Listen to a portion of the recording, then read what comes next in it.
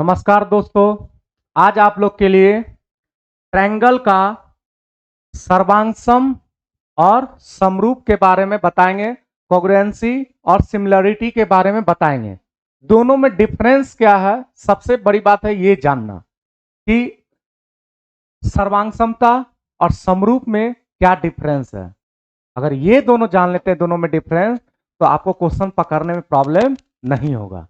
देखिए for example, सबसे आसान एग्जाम्पल लेते हैं डेली लाइफ का, जो आपके पास अवेलेबल है, आपका हाथ। दोनों हाथ है ना, दोनों हाथ क्या है, सेम है। अगर दोनों हाथ सेम है, देखिए यहां पर दोनों हाथ को मिला देंगे, दोनों क्या हो गया, ओवरलैप हो गया, कहीं से बड़ा छोटा नहीं दिख रहा है। और बीच में जो दो उंगली के बीच में ये गैप बना रहा है, जो यहां पर गैप बना रहा है, तो वो हमेशा क्या बना रहा है, सेम एंगल का बनाएगा। हमेशा सेम एंगल का बनाएगा। मतलब दोनों हाथ के बीच में देखिए उंगली का एंगल क्या बन रहा है, सेम बन रहा है, इसीलिए इसको बोला जाता है सर्वांगसम। सर्वांगसम मतलब क्या हो गया, एक दूसरे पर ओवरलैप, मतलब सभी डिस्टेंस क्या होगा, इक्वल होगा। Length, distance for example length.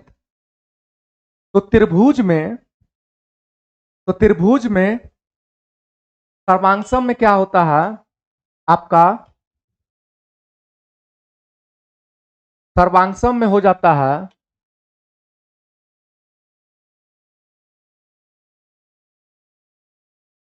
सर्वांगसम।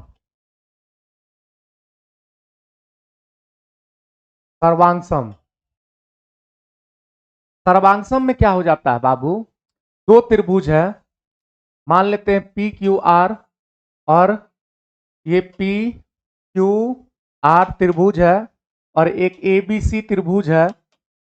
इसका सभी भुजा क्या होगा, बराबर होगा। सभी एक दूसरे से क्या होगा, बराबर होगा। मान लेते हैं ये वाला लेंथ इसके बराबर हो गया सर्वांगसम में, तो पी क्यू बराबर में हो जाएगा ए बी, ये लेंथ इसके बराबर होगा। क्यू आर बराबर में आपका हो गया, क्यू आर बराबर में बी सी, ये लेंथ और ये लेंथ इक्वल होगा। ए सी बराबर में ए सी, पी क्यू बराबर में ए सी, पी क्यू बराबर में ए सी। ठीक है, एंगल भी इक्वल होगा, पी एंगल इक्वल हो जाएगा ए के एंगल के इक्वल, पी बराबर ए, क्यू बराबर angle Q B, angle R बराबर एंगल सी। ये सर्वांगसम का होगा तरीका। ठीक है, अब सर्वांगसम लिखने का भी तरीका आपके एग्जाम में पूछा जाता है कि कैसे लिखा जाता है। पहले पहले वाला त्रिभुज अपने मन से कुछ भी लिख दीजिए। ये दोनों बराबर है, P और A बराबर है, Q और R बराबर, B बराबर है, और R और आपका C इक्वल है। पहले लिख दीजिए आप एंगल के अकॉर्डिंग, त्रिभुज लिख दीजिए, त्रिभुज ABC।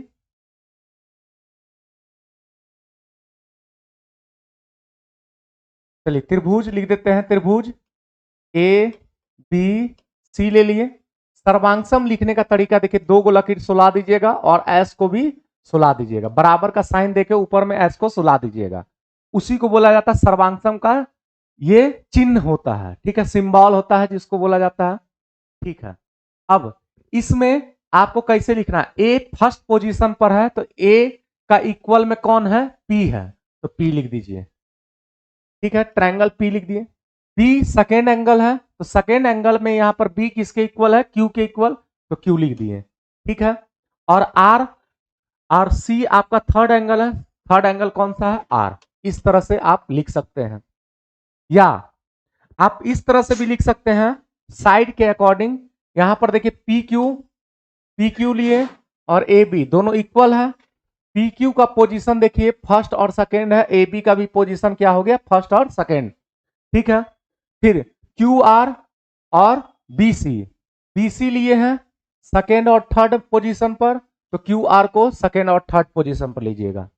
पी आर और ए सी लीजिएगा, इक्वल है, तो ए सी ले लिए फर्स्ट और थर्ड पे, तो पी आर को लीजिएगा फर्स्ट और थर्ड पे।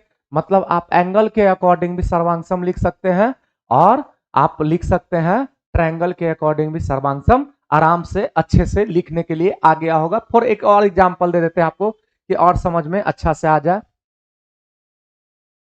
जैसे आपका दे दिया ए बी सी और दूसरा ट्रायंगल दे दिया पी क्यू आर, ठीक है। ये वाला इसके बराबर है, ये वाला इसके बराबर है और ये वाला इसके बराबर है, ये वाला इसके बराबर है, ठीक है, कोई दिक्कत नहीं है। तो आपको सर्वांगसम लिखना है तो दोनों क्या हो गया, बराबर हो गया, तो एंगल भी क्या होगा, इक्वल होगा, एंगल भी इक्वल होगा। तो सर्वांगसम में पहले पहला वाला ट्रायंगल लिख दीजिए, पहला वाला ट्रायंगल लिख दीजिए ए बी सी, ठीक है। सर्वांगसम का सिंबल दे दीजिए, ठीक है। अब देखिए पहला पोजीशन पर क्या है, ए बी क्या इक्वल कौन सा है, क्यू आर, तो क्यू आर पहला में लिख दीजिए, पहला दूसरा ये फर्स्ट और सेकेंड में क्यू आर लिख दीजिए, क्यू आर लिख दिए, ठीक है। अब देखिए बीसी लिखना चाहते हैं, ये सेकेंड वाला किसके इक्वल है, बीसी पी आर के इक्वल है। बीसी किसके इक्वल है, बीसी फर्स्ट सेकेंड और थर्ड पे है, तो पी आर भी सेकेंड और थर्ड पे होगा, पी आर ऐसे लिख सकते हैं आप आराम से, आप आराम से इस तरह से लिख सकते हैं। बहुत बच्चा को लिखने नहीं आता होगा तो ये अकॉर्डिंग इसके अकॉर्डिंग लिख सकते हैं, इसके अकॉर्डिंग भी आप छांट सकते हैं। देखिए ए बी फर्स्ट पोजीशन पर है, ए बी ये हो गया पहला, तो यहां पर क्यू आर पहला होना चाहिए, पहला वाला इक्वल हो गया, ठीक है। सेकेंड और थर्ड देखिए बीसी है, सेकेंड और थर्ड देखिए पी आर इक्वल है, पी आर इक्वल है और बीसी देखिए यहां पर बीसी सेकेंड वाला है और पी आर भी यहां पर सेकेंड वाला है, इक्वल हो गया। फिर देखिए फर्स्ट और थर्ड देखते हैं, ए सी फर्स्ट और थर्ड देख लिए और पी क्यू फर्स्ट और थर्ड है, ए सी तीसरा नंबर पे ए सी हो गया और तीसरा वाला पी क्यू हो गया, देख लीजिए पी क्यू हो गया। तो भुजा के अकॉर्डिंग भी आप सर्वांगसम लिख सकते हैं। तो सर्वांगसम होने का इस तरह से लिखने के लिए दे देता है एक क्वेश्चन में, या दो टाइप का क्वेश्चन पूछ दिया जाता है, इस तरह से लिखने के लिए दे देगा, और दूसरा टाइप का क्वेश्चन पूछ दिया जाता है आपका सर्वांगसम कौन कौन होता है। अगर तीनों भुजा इक्वल है, तीनों भुजा इक्वल है बाबू, तीनों अगर भुजा इक्वल है तो एस एस एस से ये सर्वांगसम हो गया। दूसरा नंबर में एस एस एस, तीनों एस एस एस होगा। याद करने का तरीका याद कर लीजिएगा, कभी भूलिएगा नहीं, सास, ठीक है। फिर लिख लीजिए तीसरा नंबर में इन दोनों का ए कर दीजिए, ए कर दिए। चौथा नंबर में सास आस, डबल ए एस, ये तरीका है। पांचवा नंबर में R H S, right hand side, माने ये समकोण त्रिभुज हो गया राइट हैंड साइड, ठीक है। देखिए कैसे याद रखिएगा, ट्रिपल एस वाला भी सर्वांगसम होगा, एस इसको पढ़िएगा सास आस, यहां वाला डबल एस है ना, इसको डबल ए बना दीजिएगा और बीच में एस बना दिए, ए की जगह पोजीशन चेंज कर दीजिएगा सिर्फ। तो ये पांचों क्या हो गया, सर्वांगसम हो गया। बस इतने बात याद रखिएगा, डीपली अभी जानने का कोई जरूरत नहीं है, इतना बात जान लेते हैं तो आपका क्वेश्चन सॉल्व हो जाएगा। यही बात पूछ दिया जाता है, 3 गो ऑप्शन में दे देगा, चौथा ऑप्शन में अदर कोई दे देगा, बोलेगा कि इसमें से सर्वांगसम कौन सा नहीं है, तो आपको पकड़ना है। तो आई होप आप कभी भी चेंज नहीं होइएगा, ना भूलिएगा, इसके सिवा कुछ नहीं होता है, ठीक है। अब चलते हैं सिमिलरिटी पर, समरूप पर, थोड़ा सा समरूप पर,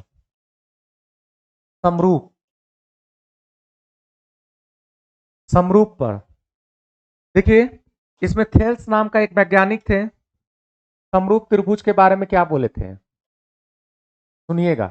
समरूप त्रिभुज हो गया, ये मेरा हाथ और एक आपका हाथ, दोनों हाथ ही है, दोनों का क्या चेंज है, साइज चेंज है, और एंगल भी दोनों उंगली के बीच में, 2 उंगली के बीच में एंगल भी डिफरेंट थोड़ा थोड़ा होगा, ये बात जानते हैं। तो वो हो गया समरूप।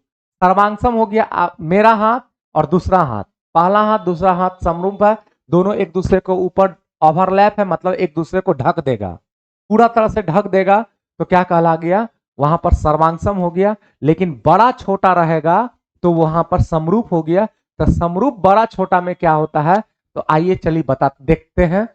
जैसे ए बी सी है, ठीक है, और दूसरा त्रिभुज एक छोटा सा मान लेते हैं पी क्यू आर है, ठीक है। अगर बोल देगा अगर त्रिभुज समरूप होगा तो भुजा क्या होता है, समानुपातिक होता है। भुजा हो जाता है आपका समानुपातिक, ठीक है। देखिए मान लेते हैं ये अल्फा है, ये बीटा है और ये गामा है, ठीक है। अब इसको मान लेते हैं अल्फा, इसको मान लेते हैं बीटा और इसको मान लेते हैं गामा। तीनों एंगल इक्वल है, तीनों एंगल इक्वल है तो क्या होगा, समरूप होगा। दोनों त्रिभुज क्या होगा, समरूप होगा। साइज सिर्फ डिफरेंट होता है, साइज क्या होता है, डिफरेंट होता है, इसीलिए समरूप होगा, ठीक है, सर्वांगसम नहीं होगा। तो समरूप त्रिभुज में आप ये बात जान लीजिएगा, दो त्रिभुज समरूप होता है एंगल के अकॉर्डिंग, एंगल सबका इक्वल होगा तो क्या होगा, समरूप होगा। त्रिभुज का दो भी एंगल इक्वल होगा तो तीसरा ऑटोमेटिक इक्वल हो जाएगा। फॉर एग्जांपल देखिए यहां पर एक का एंगल दे दिया, मान लेते हैं ये 90 डिग्री, ये 60 डिग्री दे दिया, तो ये कितना बचेगा, 30 बचेगा। दूसरा त्रिभुज इस तरह से बना दिया, दूसरा त्रिभुज इस तरह से आपको बना देगा, ये दे देगा 90 और दूसरा दे देगा 60, तो ऑटोमेटिक तीसरा एंगल 30 ही होगा, दोनों इक्वल हो जाएगा। ये बात अच्छा से समझ में आ गया। तो समरूप त्रिभुज में क्या होता है, भुजा समानुपातिक होता है, माध्यिका भी क्या होता है, समानुपातिक होता है, परपेंडिकुलर भी समानुपातिक होता है, अंतःवृत्त की त्रिज्या भी समानुपातिक होता है, बाह्य वृत्त की त्रिज्या भी समानुपातिक होता है। ओवरऑल कहा जाए तो भुजा समानुपातिक होता है। इसमें सब समानुपातिक होता है, perpendicular line, angle bisector line, ये सब। तो इतना बहुत जानने का कोई जरूरत नहीं है, उतना हाई लेवल का एसएससी इस सब में पूछा जाता है, मेंस इस सब लेवल में यूज करा जाता है। लेकिन आपको भुजा समानुपातिक होता है, ये बात ध्यान रखिएगा। समरूप त्रिभुज में सिमिलरिटी में क्या होता है, भुजा समानुपातिक होता है, भुजा समानुपातिक होता है। भुजा बोलिए या माध्यिका बोलिए, माध्यिका बोलिए या आप बोलिए एल्टीट्यूड माने लंब बोलिए, लंब बोल दीजिए, या आप अंतःवृत्त की त्रिज्या बोल दीजिए स्मॉल आर, या बाह्य वृत्त की त्रिज्या बोलिए, दोनों बात एक ही है। यहां पर समानुपातिक इक्वल होता है, इतना समानुपातिक होता है। अब भुजा का समानुपातिक का स्क्वायर कर देते हैं तो एरिया का रेशियो आता है। भुजा का समानुपातिक का स्क्वायर कर देंगे तो एरिया का आ जाएगा, एरिया का रूट अंडर करेंगे तो क्या आएगा, भुजा का, ठीक है। फिर से सुनिए, अगर भुजा का समानुपातिक का स्क्वायर कर देंगे तो एरिया का रेशियो आ जाएगा, अगर रेशियो एरिया का रेशियो को रूट अंडर कर देंगे तो क्या आ जाएगा, आपका भुजा का रेशियो आ जाएगा। इतना बात आप अच्छा से समझ गए।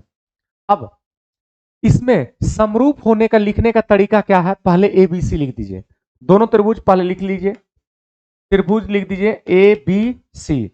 समरूप लिखना है तो समरूप का सिंबल होता है एस, को सुला दीजिए, सिर्फ समरूप हो गया, ये समरूप का सिंबल है। एबीसी लिख दिए, ए वाला एंगल अल्फा है तो यहां पर अल्फा किसका है, क्यू का है, इस तरह से लिखा जाता है त्रिभुज क्यू, ठीक है। दूसरा पोजीशन पर बी है तो बी का एंगल बीटा है तो बीटा एंगल दूसरा पोजीशन पर कौन होगा, पी होगा, ठीक है।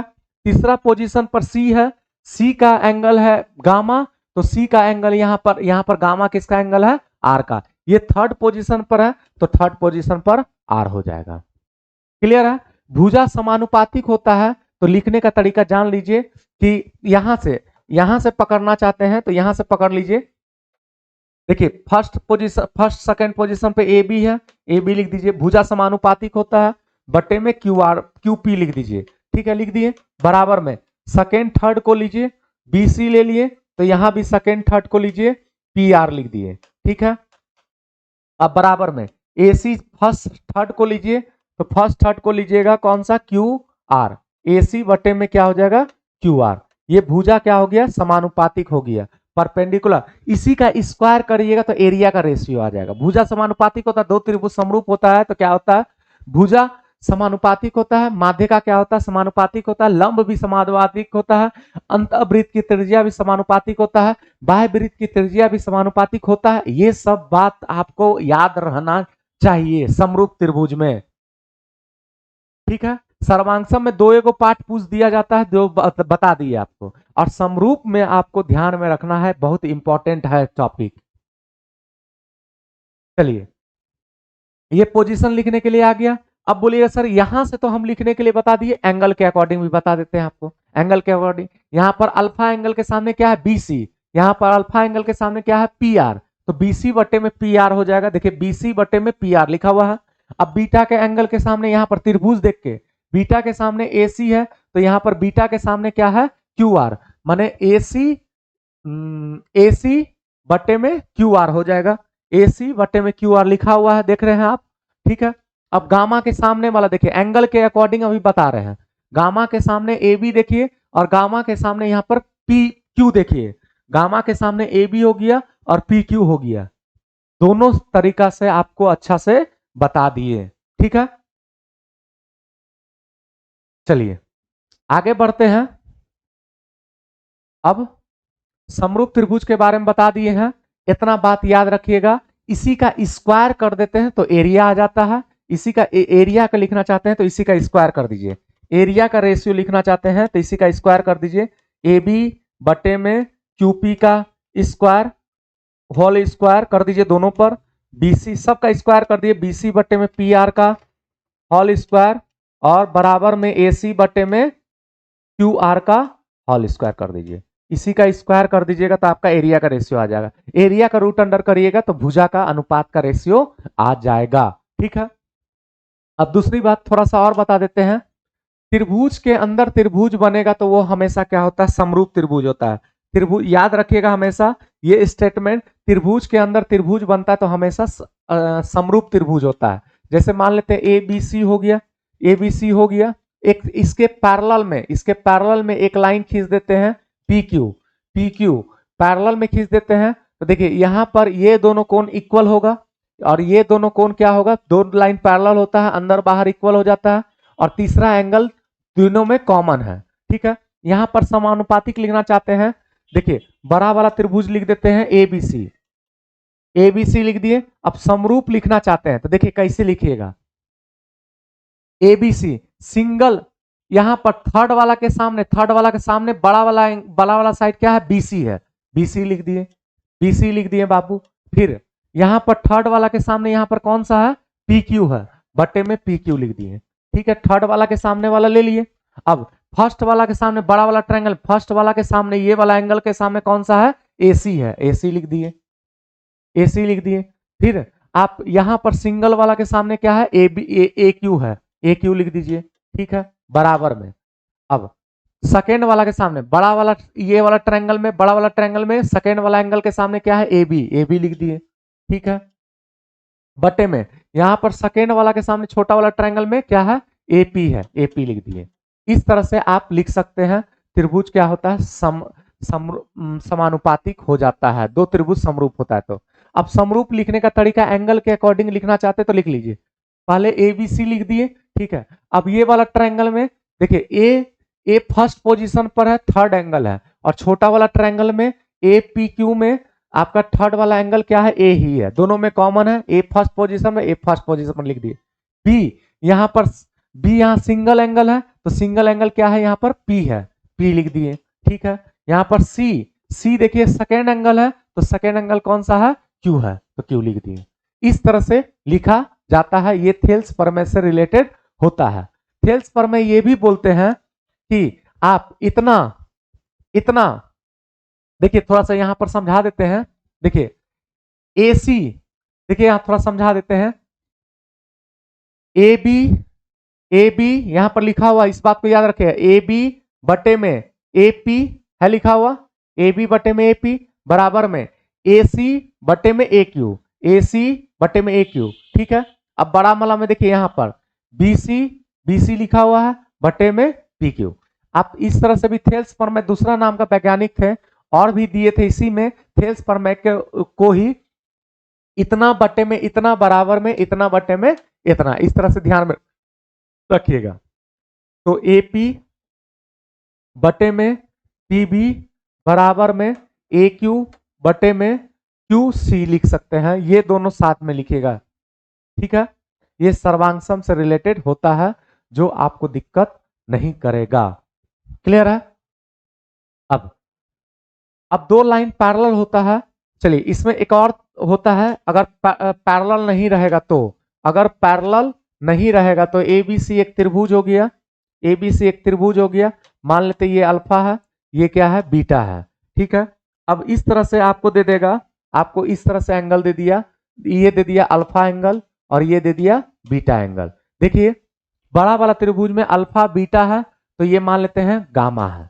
तीसरा एंगल इक्वल हो जाएगा अपने आप, ये अल्फा है बीटा है तो ऑटोमेटिक है तीसरा एंगल इक्वल हो जाएगा। तो इसको सर्वांगसम लिखने का तरीका क्या है, पहले लिख लीजिए ABC लिख लीजिए।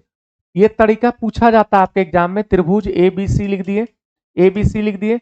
अब समरूप, समरूप लिखना है तो देखिए A का एंगल कौन सा है, A का एंगल गामा है, और छोटा वाला त्रिभुज में भी A का एंगल गामा है, ये फर्स्ट पोजीशन पर है तो A को भी फर्स्ट पोजीशन पर लिख देंगे।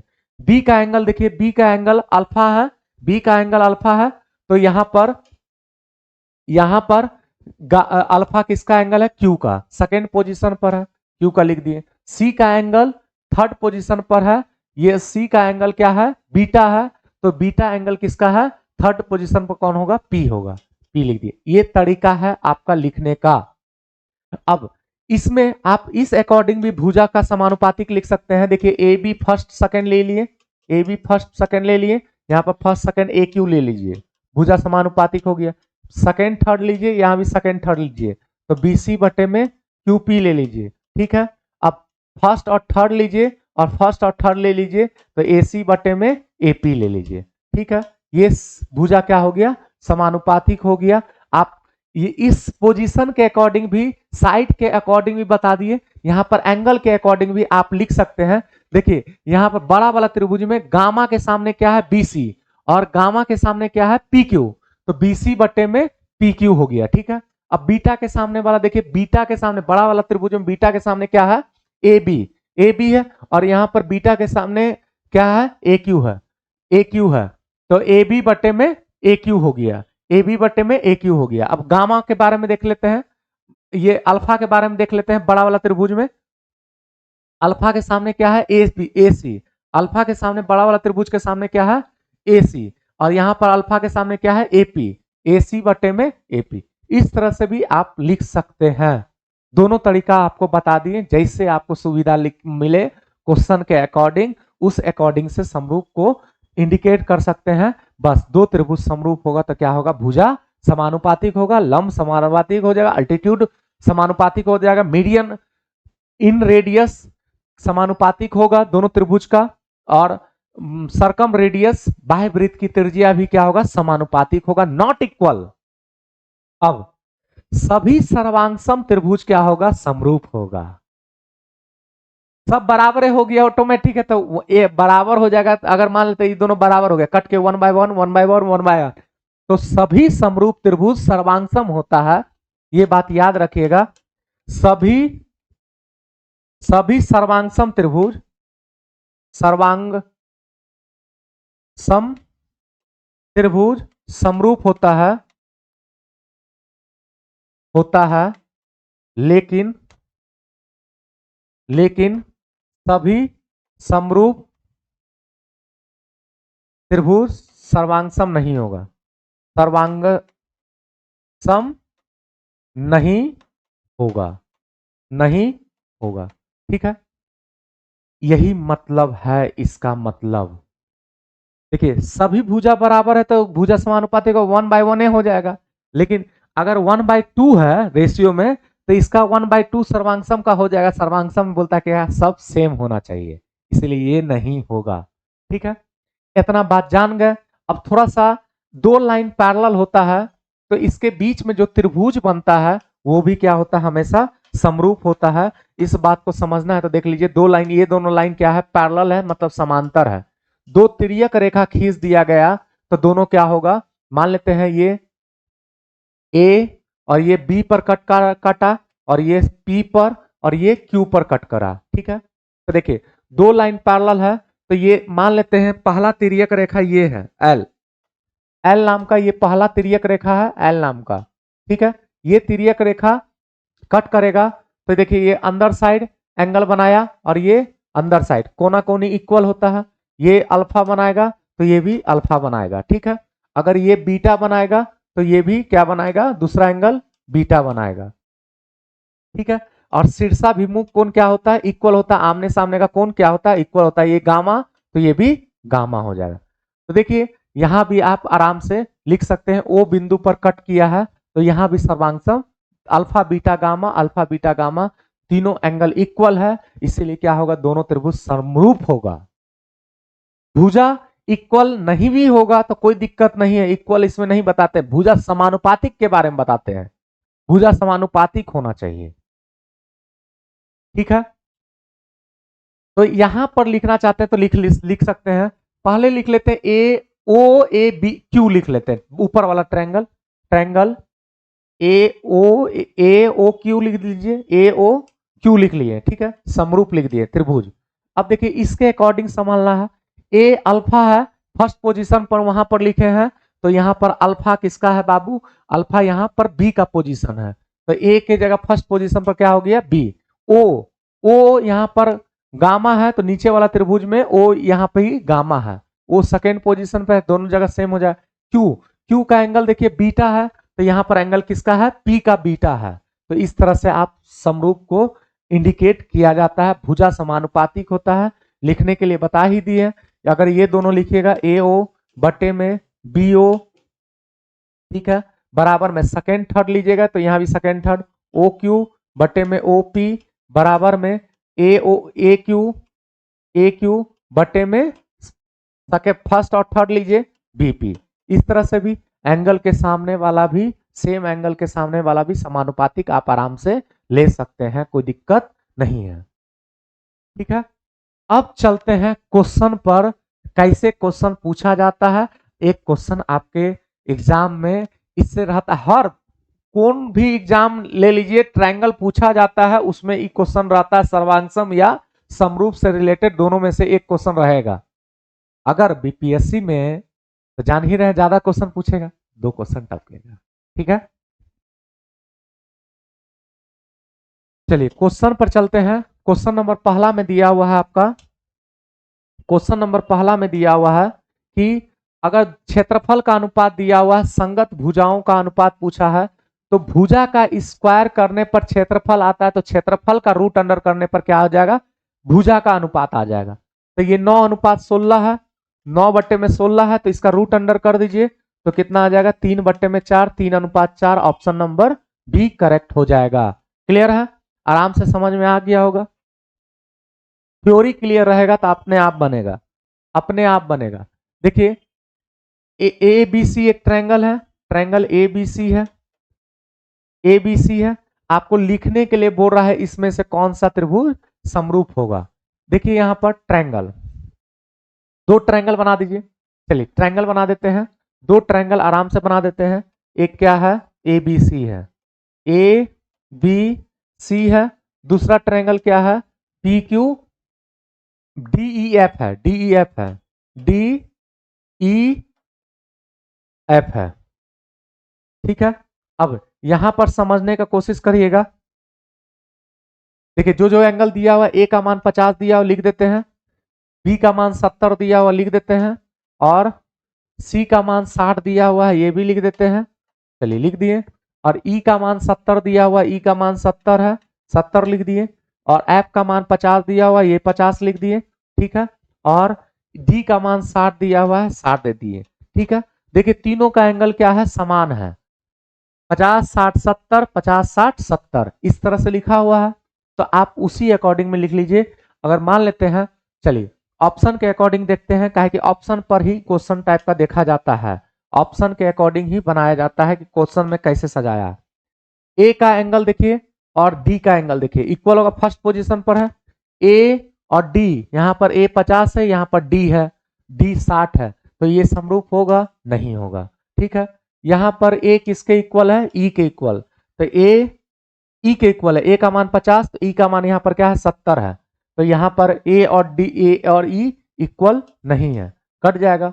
ए और डी है, ए और डी है, ए का मान 50 है और डी का मान यहां पर क्या है, डी का मान 60 है।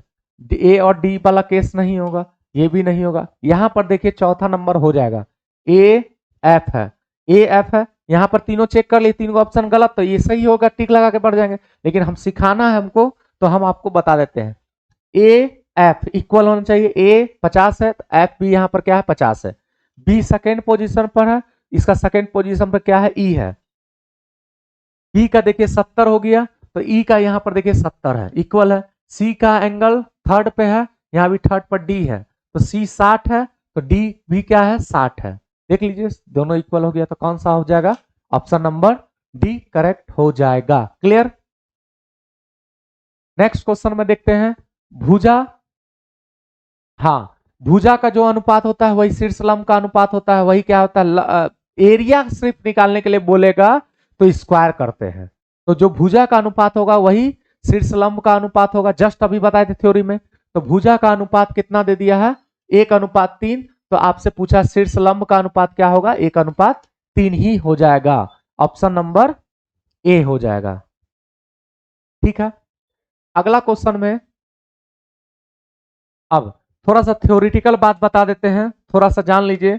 अगर एक त्रिभुज एबीसी है, थ्योरी बात बता रहे हैं, थोड़ा सा देख लीजिए। यहां पर एक त्रिभुज एबीसी है, ये मान ए बी सी, ठीक है, इस तरह से दिया हुआ रहता है। इसमें दो टाइप का क्वेश्चन पूछा जाता है, ये फर्स्ट टाइप का क्वेश्चन बता रहे हैं, फर्स्ट टाइप का थ्योरी बता रहे हैं। देखिए इस कोण का समद्विभाजक बिंदु, इस कोण का समद्विभाजक बिंदु मान लेते हैं डी बिंदु पर कट करता है, ये समद्विभाजित करता है, मतलब ये दोनों क्या होगा, इक्वल होगा, अल्फा अल्फा होगा, मान लेते हैं अल्फा अल्फा, दोनों क्या होगा, इक्वल होगा। तो इसमें डायरेक्ट थ्योरम से क्वेश्चन इस बार बीपीएससी में पूछा है। देखिए समझिएगा, ए बी बटे में ए सी बराबर में डी पॉइंट से लिखे डी बी बटे में डी सी, ऐसे लिखा जाता है। तो यहां पर लिखने का तरीका फिर से बता दिए, ए बी बटे में ए सी, ठीक है, डी पॉइंट से लीजिए, डी बी, ए बी लिखे हैं पहले, तो डी बी लिखिए इधर की ओर, डी बी बटे में डी सी, ठीक है। अंतःकोण समद्विभाजक रहेगा तो, ठीक है। अब बोल देगा क्या, अंतःकोण समद्विभाजक ना होके एक त्रिभुज एबीसी है, बाह्य कोण समद्विभाजक करता है, बाह्य कोण समद्विभाजक करता है, तो आपको डरना नहीं है। ये कोण ऐसे बाहर में बढ़ा दिए, इस कोण का, ये ए एंगल का क्या है, ये बाह्य वाला कोण है, ये बाह्य वाला कोण है, ये बाहर वाला कोण है, इसको समद्विभाजित करता है, इसको समद्विभाजित करता है इस तरह से। मान लेते हैं यहां पर कट करता है, इसको समद्विभाजित करता है, मतलब ये दोनों क्या होगा, इक्वल होगा। देखने में साइज नहीं लग रहा, अलग बात है, लेकिन दोनों इक्वल होगा। बाह्य कोण का बोला है समद्विभाजक किया है, तो ये अल्फा, तो ये भी अल्फा। तो इसमें भी उसी तरह से लिखते हैं, दोनों पर क्वेश्चन कभी कभी पूछ दिया जाता है, कभी इस पर कभी उस पर। देखिए उसी तरह से लिखिएगा, ए पॉइंट ले लीजिए शीर्ष, ए पॉइंट शीर्ष ले लिए, इस पॉइंट से ए बी बटे में ए सी। अब यही डी पॉइंट से लीजिएगा, डी बी बटे में डी सी, ठीक है, कोई दिक्कत नहीं है। फिर से देखिए, ए बी बटे में ए सी लिख दिए, ए सी बराबर में ये डी पॉइंट से लिखिए, डी बी बटे में डी सी। इस तरह से आप लिख सकते हैं, दोनों में से किसी ना किसी पॉइंट पर क्वेश्चन पूछा जाता है आपके एग्जाम में। दोनों के बारे में बता दिए, अंतःकोण समद्विभाजक पर भी और बाह्य कोण समद्विभाजक पर भी बता दिए। इस पर क्वेश्चन थ्योरी बता दिए। अब चलते हैं क्वेश्चन पर, इस पर क्वेश्चन क्या दिया हुआ है उस अकॉर्डिंग बढ़ते हैं। तो अभी जस्ट बताएं, ए बी की लंबाई पूछा है, तो आपसे ये फिगर में दिया हुआ ए बी बटे में ए सी, ये वाला लिखेगा बटे में 7। अब डी पॉइंट से लिखे, डी बी बटे में डी सी 4, तो 7 या 21 बटे में क्या हो जाएगा 4। तो ए बी बराबर बराबर हो जाएगा 7 गुना 3 21 बटे में 4, पॉइंट में दिया हुआ है 4 से भाग दीजिएगा 5, 4 दूना 8, 4 पंचे 20, 5.25 हो जाएगा। ऑप्शन नंबर सी करेक्ट हो जाएगा। Clear, option number C correct हो जाएगा। अब अगला क्वेश्चन में बोला है क्या, यदि किसी त्रिभुज की तीनों भुजाएं दूसरे त्रिभुज के तीनों भुजाओं के संगत भुजाओं के बराबर होता है, संगत भुजा के बराबर। याद आ गया? सर्वांगसम भुजा समान समान होगा तो क्या होगा? इसका संगत में यही ना है, तो ये क्या होगा? बराबर हो गया। संगत भुजाएं बराबर है तो वह त्रिभुज क्या कहलाएगा? सर्वांगसम तो होगा ही होगा, और सर्वांगसम के साथ साथ जो सर्वांगसम होता है वो क्या होता है? समरूप भी होता है। तो ये किस पर हो गया? सी, ना कि ए। ए 50% सही है। हर एक सर्वांगसम त्रिभुज समरूप होता है, काहे कि सर्वांगसम में बराबर होगा तो भिन्न भुजा समानुपाती करिएगा तो 1/1 आ जाएगा कट के, 1/1 आ जाएगा, काहे कि सब बराबरे है तो 1/1 आ जाएगा कट के। तो क्या हो गया? वो समरूप भी हो गया। 1/1, 1/1, 1/1 आ गया तो तीनों क्या हो गया? इक्वल हो गया, तो समरूप भी हो गया। ये पॉइंट लिखे थे, उसी पॉइंट पर क्वेश्चन दिया हुआ है। ठीक है, आगे बढ़ते हैं। हाँ, अभी थेल्स प्रमेय के अकॉर्डिंग बताए थे, अभी जस्ट बताए थे थेल्स प्रमेय के अकॉर्डिंग। अभी जस्ट दो लाइन, एक त्रिभुज में दो लाइन पैरेलल होता है, तो पैरेलल के केस में क्या कर देते हैं? इतना इतना बटे में इतना बराबर में इतना बटे में इतना, ये दोनों लाइन पैरेलल है थेल्स प्रमेय के अकॉर्डिंग। तो यहां पर लिख लीजिए x बटे में x-2 बराबर में x+2 x+2 और बटे में x-1। यहां क्रॉस मल्टीप्लिकेशन करके भी आप निकाल सकते हैं, क्रॉस मल्टीप्लिकेशन भी करके आप निकाल सकते हैं आराम से। क्रॉस मल्टीप्लिकेशन कर लीजिए या बाय ऑप्शन ट्राई करिएगा, फिर भी बन जाएगा आपका,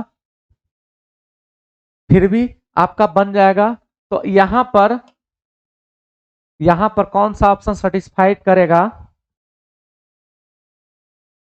एक बार डी पर से चेक करते हैं, डीए से चेक करते हैं, 4 पर चेक करते हैं। ये 4 और 4-2, 2 हो गया, 2 से कटाएंगे 4 को, 2 हो गया, एलएचएस साइड 2 हो गया। ये 4 2 6 और 4 में से 1 घटा दिए 3, 3 से कट जाएगा कितना बार में? आपका 6, 2 बार में कट जाएगा तो 2 बराबर में 2। ऑप्शन से बना सकते, ऑप्शन नंबर डी। 5 सेटिस्फाइड नहीं करेगा, 5 देख के भी लग रहा नहीं होगा। नेक्स्ट क्वेश्चन में चलते हैं। हाँ, बताए थे आपको, यहां पर पी भी पूछा है। देखिए इतना बटे में, देखिए इतना बटे में इतना, इतना बटे में इतना बराबर में छोटा वाला त्रिभुज में ये और बड़ा वाला त्रिभुज में ये। ठीक है, छोटा वाला त्रिभुज में देखिए ये 4 है, बटे में ये 8 है, बराबर में छोटा वाला त्रिभुज में ये पीबी, पीबी बटे में बड़ा वाला त्रिभुज में ये वाला इतना। ठीक है, समझ में आया? इस तरह से ध्यान में रखा जाता है। देखिए फिर से इतना बटे में इतना, इतना बटे में इतना, फिर इतना बटे में इतना, ऐसे करके दिमाग में रखिएगा तो हो जाएगा। आप याद करिएगा, इमेज दिमाग में बैठाइएगा तो बन जाएगा। हम मेरे दिमाग में इमेज बैठा हुआ है, इस तरह से होता है, बस याद है, आप भी इमेज बना लीजिए, हो जाएगा। ये 5 ऊपर गुना हो जाएगा, 5 होंगे 20 बट्टे में क्या हो जाएगा? 4 से कट गया 2 बार में, ये 5 ऊपर में चल जाएगा तो पीबी बराबर हो जाएगा 5/2। 5/2 मतलब 2.5, 5/2 मतलब 2.5। ऑप्शन नंबर ए करेक्ट होगा। ठीक है, आगे बढ़ते हैं। दिए गए चित्र में ये फिगर बनाया हुआ है। ठीक है, चलिए यहां पर थोड़ा सा देखिएगा, दोनों त्रिभुज में क्या है? एक 90 डिग्री है, यहां भी 90 है और यहां भी क्या है? 90 डिग्री है। बहुत अच्छा, दोनों त्रिभुज में इक्वल है, 90 90 है। देखिए शीर्षाभिमुख कोण क्या होता है? बराबर होता है। अगर ये अल्फा होगा तो ये भी क्या होगा? अल्फा, ये भी अल्फा होगा। अगर थर्ड एंगल मान लीजिए एक 90 एक अल्फा, तो यहां पर मान लीजिए बीटा, तो यहां पर देखिए एक 90 एक अल्फा, तो थर्ड एंगल अभी जस्ट माने थे बीटा, तो बीटा तीसरा एंगल अपने आप इक्वल हो जाता है। अब आपका दिया हुआ ओ ए दे दिया 9, ओ ए का मान दे दिया 9, ओ बी का मान दे दिया है 6, 6 लिख दिए। ठीक है, BP BP BP BP BP आपका दे दिया 8, तो आपसे पूछा है ए क्यू, इसका मान ए क्यू का मान पूछा है। अब देखिए एंगल के सामने वाला के अकॉर्डिंग अभी जस्ट बताए थे उस तरह से भुजा समानुपाती कर सकते हैं। अल्फा के सामने क्या है, एक्स है, और बटे में ये अल्फा के सामने क्या है, 8 है, 8 लिख दिए। अब देखिए यहाँ पर बीटा के सामने ये त्रिभुज में 9 है तो 9 लिख दिए। यहाँ पर बीटा के सामने क्या है, 6 है, 6 लिख दिए। भुजा समानुपातिक होता है, वही बात को हम अच्छा से लिख दिए। अब कट रहा है, कटा दीजिए। 3 से 2 बार में कट गया, 3 से 3 बार में कट गया, 2 से 4 बार में कट गया। क्रॉस मल्टीप्लिकेशन कर दिए, 4 तिया 12, एक्स का मान क्या हो गया, 12 करेक्ट हो जाएगा। ऑप्शन नंबर डी हो जाएगा। ठीक है, आगे बढ़ते हैं। क्वेश्चन नंबर 9, क्वेश्चन नंबर 9 यहां पर भी आपसे पूछा क्या, क्षेत्रफल का अनुपात पूछा, भुजा आपको दिया हुआ है। तो भुजा का अनुपात का दो त्रिभुज समरूप है, दो त्रिभुज क्या है, यहाँ पर समरूप दे दिया है, यहाँ पर समरूप का सिंबल दे दिया, एस को सुला दिया है। दो त्रिभुज समरूप है तो क्या होगा, भुजा का अनुपात का रेशियो को स्क्वायर कर देंगे तो क्या आ जाएगा, एरिया का रेशियो आ जाएगा। ठीक है, तो एबीसी में, एबीसी पहला पूछा है, एबीसी का क्या है, भुजा 10 है, और बी डी डीईसी में डीई का दे दिया 8, तो भुजा का अनुपात लिख दिए 10/8, तो कटा दीजिएगा तो क्या आ जाएगा, 5/4। इसी का क्या कर दीजिएगा, स्क्वायर कर दीजिएगा तो एरिया का रेशियो आ जाएगा।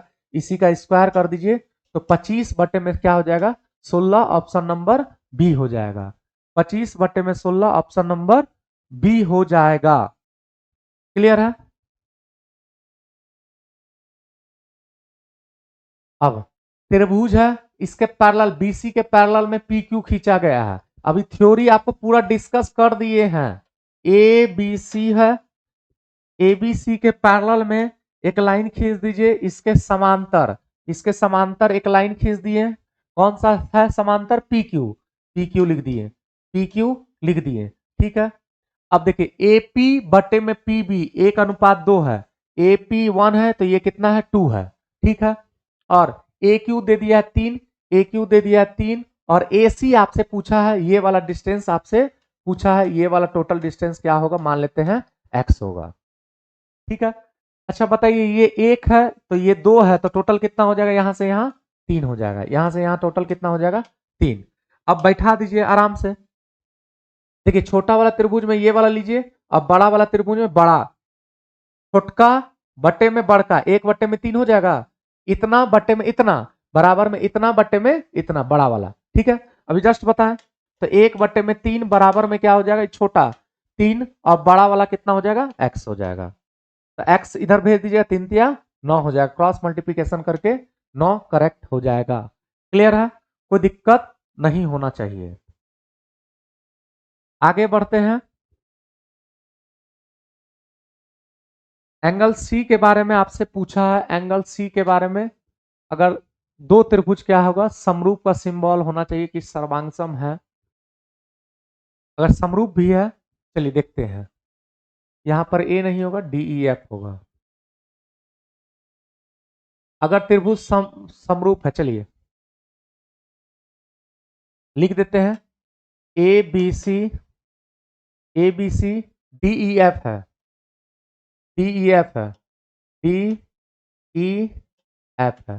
देखिए फर्स्ट पोजीशन पर ए है तो फर्स्ट पोजीशन में कौन सा है, डी है। ए और डी इक्वल है, ई सेकेंड पर है, सेकेंड पर ई है, ये सेकेंड है, ये सेकेंड है। थर्ड वाला एंगल क्या है, सी, यहां भी थर्ड वाला एंगल एफ है, सी और एफ हो गया। ठीक है, अब ए दे दिया है 47, ये 47 आपको दिया हुआ है, ई दे दिया है 63, ई दे दिया है 63। ठीक है, कोई दिक्कत नहीं, जो बात दिया हुआ था हम लिख दिए। अब यहां से सब आप निकाल सकते हैं, ए इक्वल इक्वल है डी के इक्वल, तो ये 47 है तो यहां भी क्या हो जाएगा, 47। यहाँ पर सेकेंड एंगल 63 है तो यहाँ भी 63 होगा, क्या कि समरूप में ऐसा होता है, एंगल क्या होता है, इक्वल होता है। थर्ड वाला एंगल अपने आप इक्वल हो जाएगा, त्रिभुज के दो कोनों का योग में से 180 में से दो कोनों का योग घटा देंगे तो 180 में से ई दोनों का सम घटा देंगे तो एंगल सी आ जाएगा आपका कितना, ई दोनों का सम हो जाएगा 110। 63 + 47 110, 110 घटा देंगे तो आपका हो जाएगा 70 डिग्री, एंगल सी का मान हो जाएगा। Option number B C correct होगा, ऑप्शन नंबर सी। ठीक है, option number B, sorry B है। आगे बढ़ते हैं। गुरुत्व केंद्र दिया हुआ है, गुरुत्व केंद्र दिया हुआ है, ठीक है, बहुत अच्छा। गुरुत्व केंद्र मतलब होता है माध्यिका, माध्यिका का कटान बिंदु को गुरुत्व केंद्र कहा जाता है। कल के क्लास में हम अच्छा से डिफाइन करके बता दिए थे सेंटर के बारे में। माध्यिका होता है, तो जो भी आप सेंटर ऑफ ट्रायंगल का वीडियो कल डाला हुआ है, त्रिभुज का केंद्र से रिलेटेड है। जितना टाइप का क्वेश्चन होता है उसमें कल बता दिए, जो अभी तक नहीं देखे अच्छा से देख लीजिएगा, ठीक है, तो क्लियर अच्छा से और हो जाएगा। चलिए, ए बी सी एक त्रिभुज का केंद्रक जी है। जी किस रेशियो में बांटता है? 2:1 में बांटता है, 2:1 के रूप में बांटता है। ए बी सी ले लिए। अब जी B D,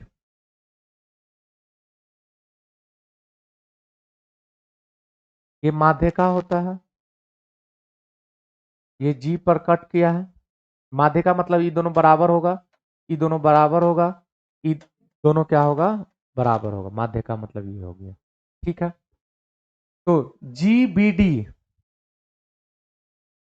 G B D, G D E F, तो जी बी डी। अब देखिए, 6 गो त्रिभुज अंदर में बना रहा है ना, सब इक्वल होगा, 1 1 1 1 1। इसमें ये बात जान लीजिएगा, केंद्रक जी रहेगा तो इसको 6 त्रिभुज में बांट, बड़ा वाला त्रिभुज में 6 इक्वल बराबर त्रिभुज में बांटता है। ये 1 1 1 1 1 1, इस तरह से। अगर ये दोनों का ये वाला पूछेगा, जी बी डी का, जी बी सी का पूछेगा ट्रायंगल के बारे में, तो 1 1 क्या हो जाएगा? 2, 2 का मान आपको निकालना रहेगा। चलिए, तो यहां पर आपको दिया हुआ जी बी डी 6 दे दिया, G B D, G B D दिया हुआ है आपको 6। तो देखिए यहां पर जी बी डी, ये 1 का मान कितना दे दिया? 6। 1 का मान आ गया कितना? 6। तो आपसे पूछ रहा A B C, A B C total कितना बनाता है? 6। 6 का मान आपसे पूछा है, 6 का मान 6 छके कितना हो जाएगा? 36। आप इस तरह से मुजवानी लफ्ज से बना सकते थे। ऑप्शन नंबर डी करेक्ट हो जाएगा। अगले क्वेश्चन पर चलते हैं। परिमाप दिया हुआ है, देखिए, दो त्रिभुज समरूप होता है तो हम बताएं क्या? सब भुजा समानुपातिक, माध्यिका समानुपातिक, पेरीमीटर समानुपातिक। परिमाप, पेरीमीटर का मतलब हो गया समानुपात, पेरीमीटर का मतलब हो गया परिमाप। समानुपातिक, अंतःवृत्त की त्रिज्या समानुपातिक, बाह्य वृत्त की त्रिज्या समानुपातिक, लंब परपेंडिकुलर अल्टीट्यूड जिसको बोला जाता है वो भी क्या होगा? समानुपातिक। और सब दुनिया का हर चीज समानुपातिक होता है यहाँ पर। दुनिया का हर चीज मतलब हो गया ट्रायंगल से रिलेटेड। चलिए, आप दुनिया का हर चीज को थोड़े ना समानुपातिक कर दीजिएगा, समझदार है ये। आप सोच लीजिएगा अदर चीज तो थोड़े ना होगा। यहाँ पर आपका कहने का मतलब हो गया ट्रायंगल से रिलेटेड पढ़ा रहे हैं, तो इसमें जितना टाइप का होता है सब समानुपातिक होता है। सब का स्क्वायर कर दीजिएगा तो क्या आ जाएगा? एरिया का समानुपातिक आ जाता है। बस यही कहने का मेन मीनिंग है। दुनिया का मतलब हो गया, दूसरा चीज मत सोचिएगा।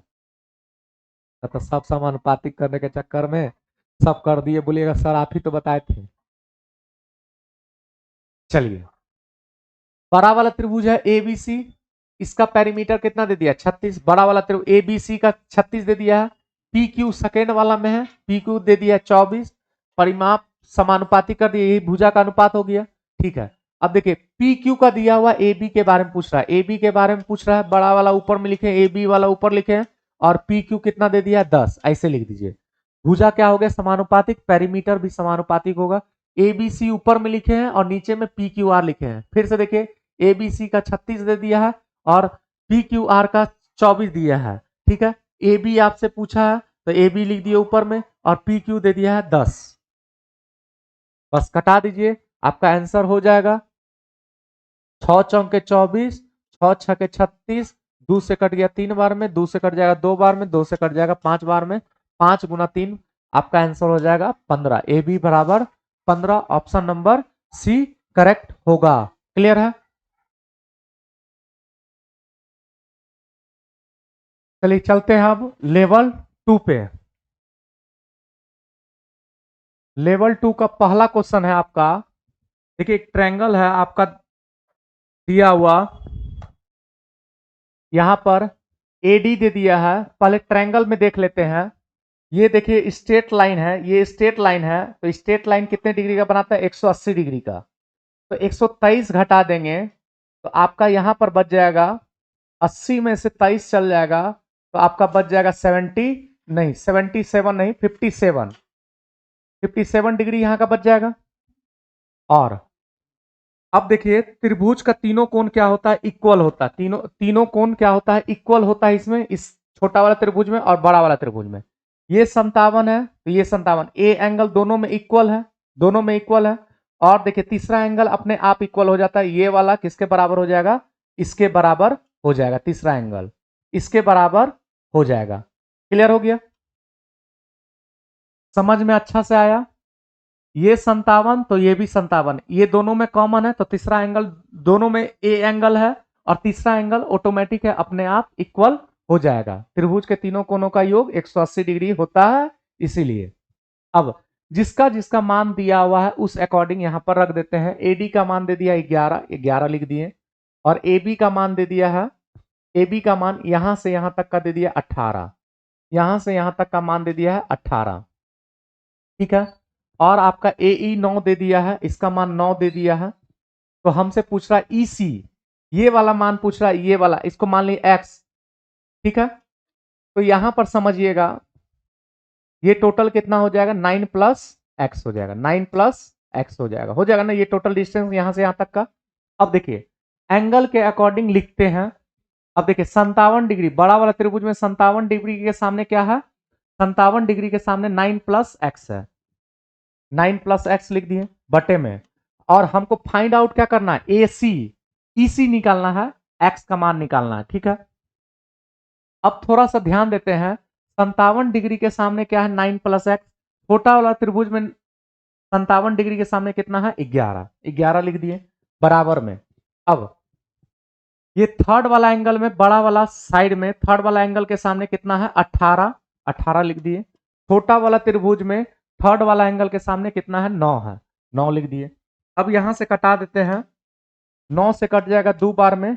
और आपका 11 दूना कितना हो जाएगा? 22, 9 जाके उधर जाके घट जाएगा तो 9 प्लस एक्स बराबर हो गया 22। तो एक्स बराबर 22 माइनस 9 हो जाएगा 13, 22 माइनस 9 13 हो जाएगा। ऑप्शन नंबर ए करेक्ट हो जाएगा। क्लियर है? Option number A. इस टाइप का क्वेश्चन आपके एग्जाम में पूछा जाता है, अच्छे से समझ लीजिए। ए नंबर ऑप्शन हो जाएगा। चलिए क्वेश्चन नंबर 2 पर चलते हैं। डी डीई, डीई का मान दे दिया है कितना? डीई का मान दे दिया है 2, इसका मान है 2। ठीक है? और बीसी का मान दे दिया है 3, बीसी, बीसी का मान दे दिया है 3। ठीक है? उसी तरह से इसमें देख लीजिएगा, समझिएगा। ये स्ट्रेट लाइन है, ये सीधा लाइन है तो 180 डिग्री का कोण बनाएगा। यहां पर ये दोनों मिला के कोण 180 डिग्री हो जाएगा तो 180 में से 5 चल जाएगा तो बच जाएगा आपका 75 डिग्री बच जाएगा यहां पर। ये 75, ये 75 दोनों में ए कॉमन है तो तीसरा एंगल ऑटोमेटिक है। तीसरा कोण एंगल यहां है, तीसरा एंगल यहां पर है। ये 65 है तो ये भी कितना हो जाएगा? 65। ठीक है? तो ए ई दे दिया है 12, ए ई 12 दे दिया है। ए ई ये वाला साइड दे दिया है कितना? 12। तो हमसे पूछा ए बी, ए बी का मान, इसका मान पूछा है, ये मान लेते हैं एक्स है। अब देखिए आराम से बना सकते हैं।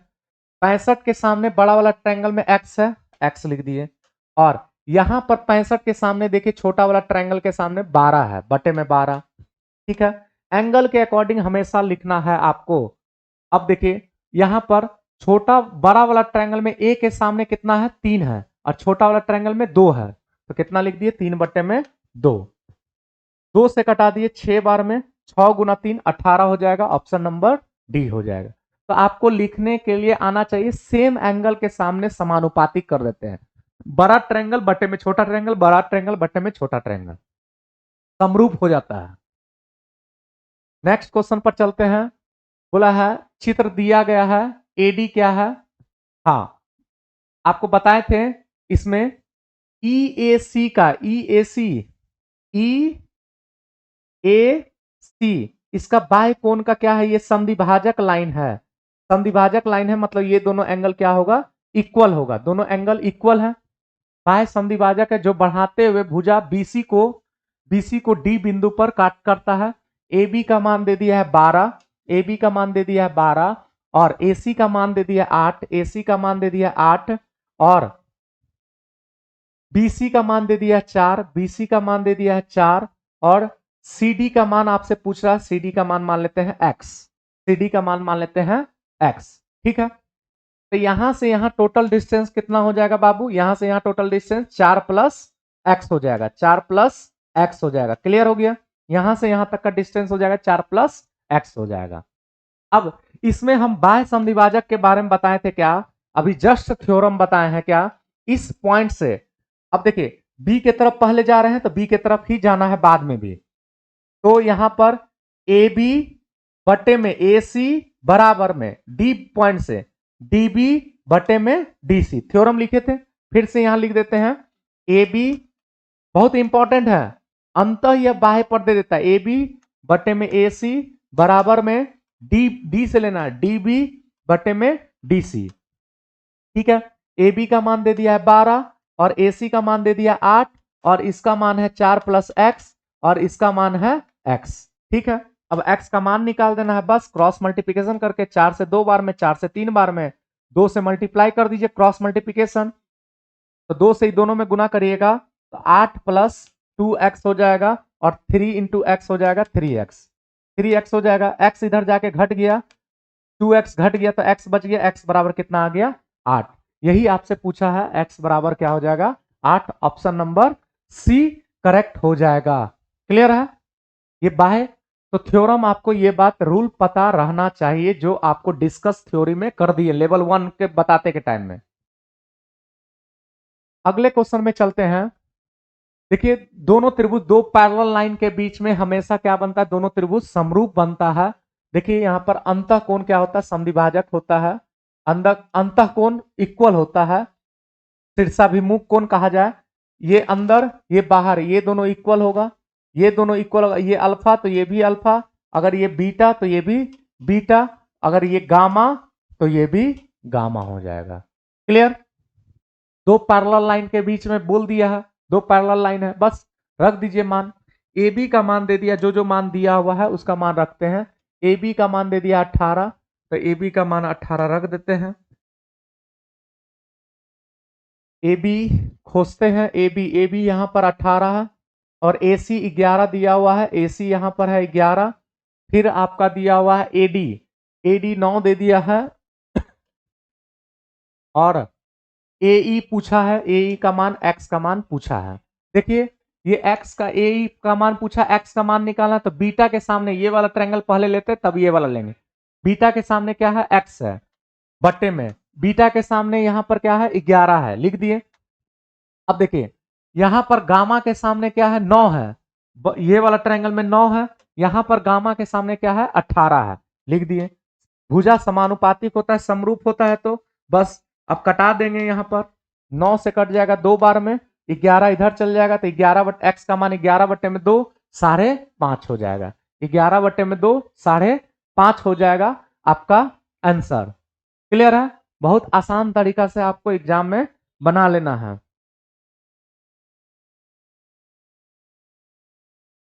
इसमें बोला है कौन कौन सा त्रिभुज इसमें समरूप है। देखिए थोड़ा सा हम बता देते हैं, यहां पर हिंट को समझिएगा, थ्योरी को। मान लेते हैं ये 90 डिग्री का एंगल है, 90 डिग्री का एंगल है, ये अल्फा होगा और इसको तीसरा एंगल मान लिया बीटा। एक एंगल 90 डिग्री, एक अल्फा माने तो तीसरा हो गया अपने आप बीटा। ठीक है, उसी प्रकार से ये ए बी सी में ये 90 डिग्री हो गया, मान लेते हैं इसको अल्फा, तो ये क्या हो गया? बीटा। क्लियर हो गया? अब देखिए, अब ये वाला ट्रायंगल में देखिए ये यहां पर तो ये 90 डिग्री है, 90 डिग्री अल्फा, तो ये वाला एंगल कितना हो जाएगा? बीटा। उसी प्रकार से ऊपर वाला ट्रायंगल में देखिए ये तो 90 डिग्री हो गया और ये बीटा, तो ये बच गया क्या alpha. Alpha beta 90 degree, alpha beta 90 degree, क्या है कि त्रिभुज के तीनों कोनों का योग 180 डिग्री होता है। एक 90 है, एक अल्फा है, तो तीसरा एंगल क्या माने हैं बीटा।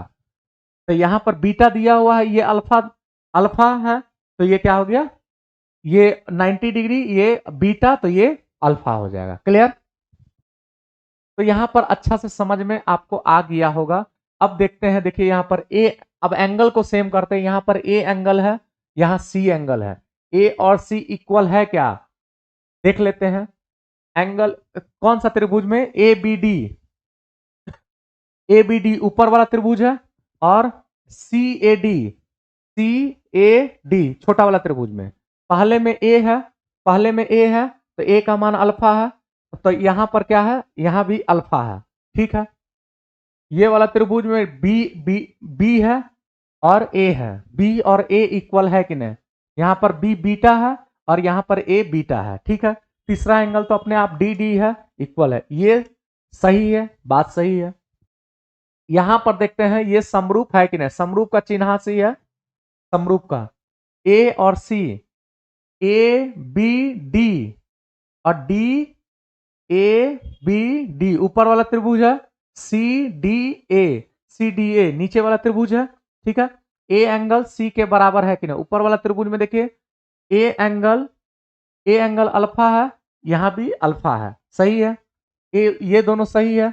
दूसरा वाला पोजीशन देखते हैं, बी है और डी है, बी यहां पर बीटा है और यहां पर डी क्या है 90 डिग्री है। बीटा और 90 डिग्री इक्वल नहीं है, 90 90 नहीं है, इसीलिए यहां पर ये दोनों के केस के वजह से ये वाला ऑप्शन छट गया।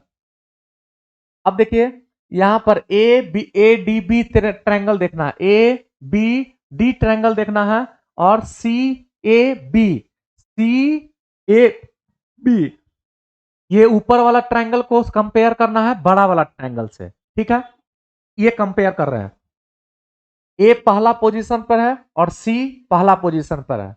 इस एंगल का ए अल्फा है, तो यहां पर सी, बड़ा वाला ट्रायंगल में सी यहां पर अल्फा है। ठीक है। यहां पर डी है, ये वाला ट्रायंगल में 90 डिग्री है, तो यहां पर सेकेंड वाला पोजीशन पे ए 90 डिग्री है, बड़ा वाला ट्रायंगल में ए 90 डिग्री है, और यहां बी और यहां भी बी, तो ये भी क्या हो गया, समरूप हो गया। तो फर्स्ट और थर्ड आपका आंसर हो जाएगा, फर्स्ट और थर्ड आपको ऑप्शन नंबर डी में दिख रहा है। क्लियर है। इस तरह से क्वेश्चन सॉल्व करेंगे, समझ के थोड़ा सा अच्छा से आराम से देख लीजिएगा, इसको 2 बार देख लीजिएगा, क्लियर हो जाएगा। अगर क्लियर नहीं है, वीडियो को बैक करके थोड़ा सा देख लीजिएगा, समझ में आ जाएगा।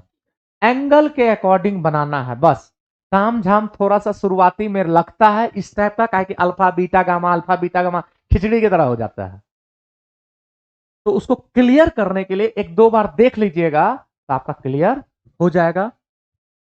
चलिए नेक्स्ट क्वेश्चन पर चलते हैं, क्वेश्चन नंबर 6। चलिए डी क्या है, भुजा एबीसी पर इस प्रकार है, एक ट्रायंगल है एबीसी, एक ट्रायंगल बना देते हैं, एबीसी एक ट्रायंगल है, एबीसी एक ट्रायंगल है, ए बी सी, और डी बिंदु कहीं पर है बीसी पर, बीसी पर कहीं बिंदु डी है, मान लेते हैं यहां पर डी है, और इसको मिला दिए, इस लाइन को मिला दिए इससे, तो बोला है ए बी, यहां पर ए बी बटे में ए सी, ए बी ध्यान दीजिएगा यहां पर ए बी बटे में ए सी बराबर में बी डी, ये वाला बी डी, ये बटे में डी सी, ये कब होता है, एंगल संधिभाजक होता है तब, पता है ना, एंगल क्या होता है, संधिभाजक होता है, अंतःकोण संधिभाजक होता है, तो ये डायरेक्ट थ्योरम होता है, यही शीर्ष से अंतःकोण संधिभाजक करता है, तो ए बी बटे में ए सी बटे बराबर में डी बी बटे में डी सी, जस्ट अभी बताए थे थ्योरम में। तो हमसे ये 70 दिया हुआ है, बी का मान 70 दिया क्वेश्चन में, ये 50 दिया, त्रिभुज के तीनों कोनों का योग 180 होता है, 70 50 120, तो ये बच गया टोटल कितना 60, तो ये आधा आधा भाग में बांटेगा, तो ये 30 हो जाएगा और ये 30 हो जाएगा। ठीक है। तो हमसे पूछा है बी ए डी, ये वाला एंगल कितना आया है 30, ऑप्शन नंबर ए करेक्ट हो जाएगा। ठीक है।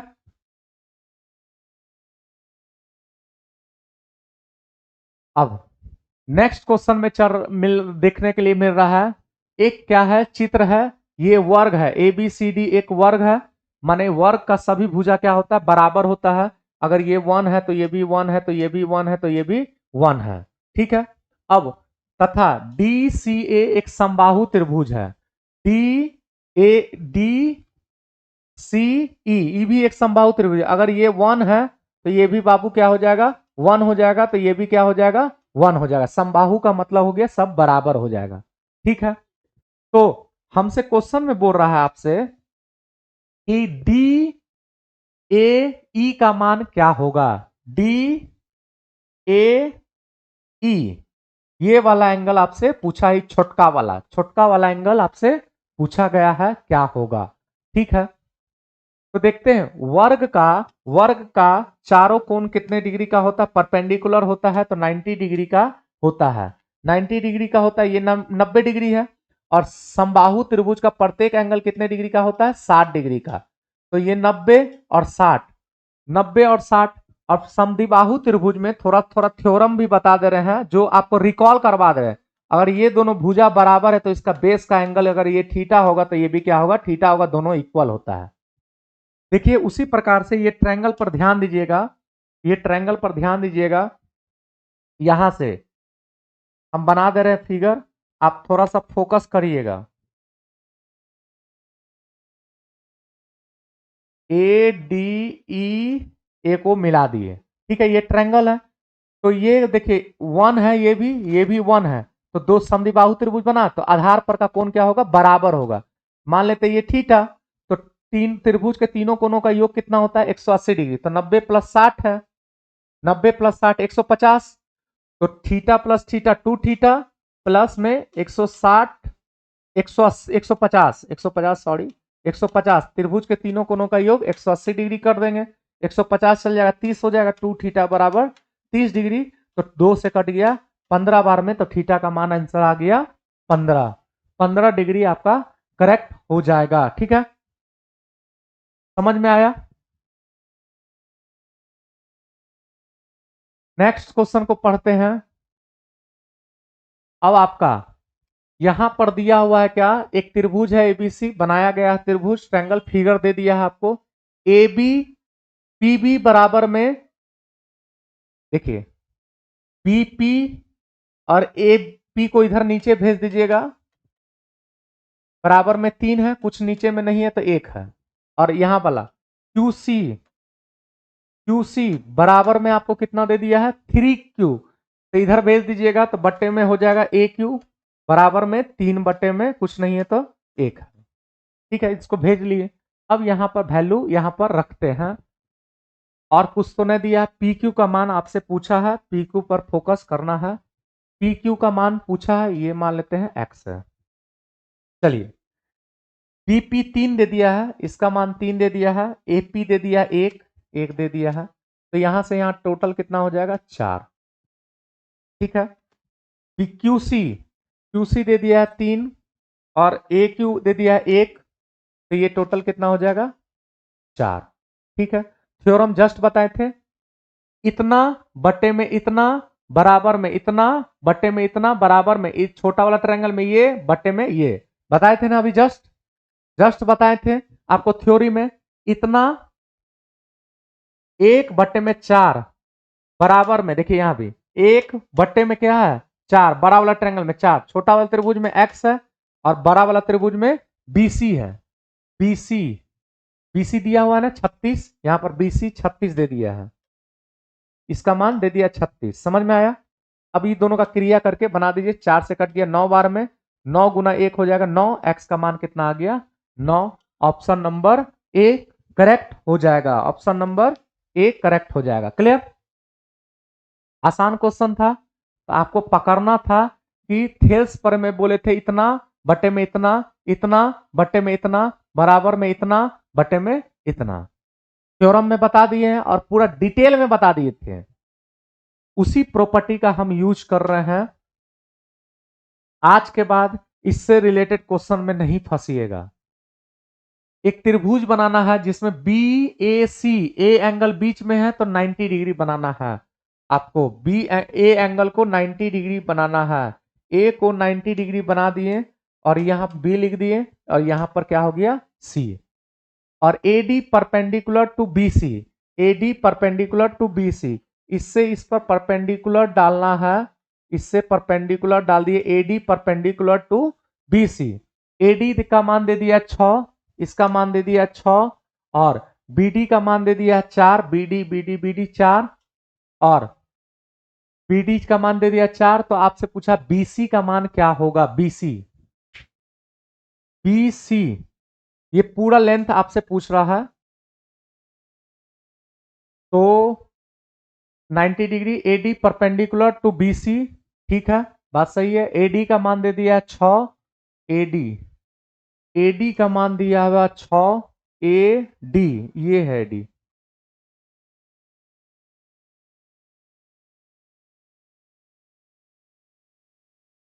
इसका मान दे दिया 6।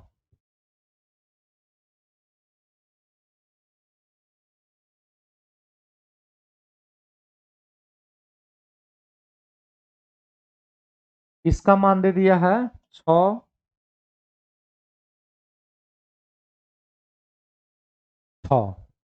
तो हमसे पूछा है BC का मान क्या होगा।